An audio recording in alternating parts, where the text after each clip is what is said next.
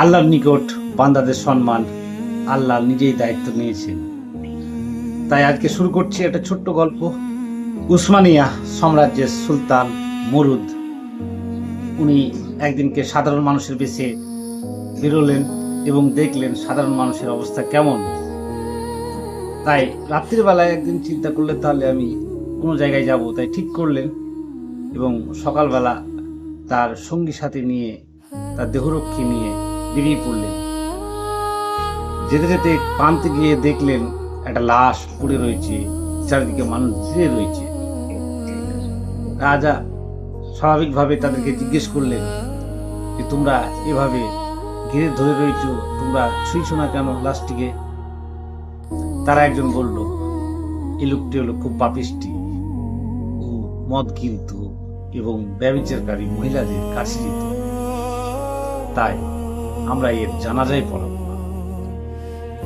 রাজা অবাক হলেন এবং চিন্তা করলেন, আর সেই লাশটাকে নিজেই উঠিয়ে নিয়ে গিয়ে তার ফ্যামিলির কাছে গেলেন।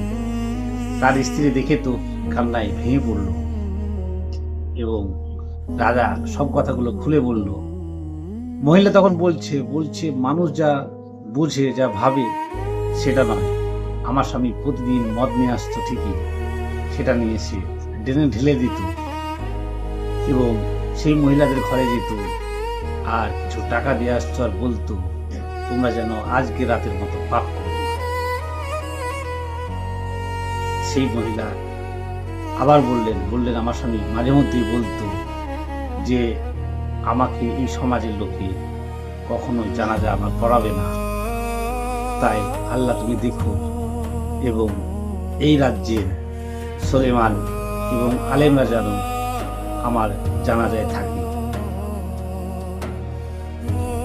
সুলেমান তখন অবাক হলেন এবং বললেন, তোমার স্বামীর দোয়া কবুল হয়েছে, আমি এই রাজ্যের একজন সুলেমান, তাই তোমার স্বামী জানাজায় আমার রাজ্যের আলেমরা এবং আমি উপস্থিত থাকব।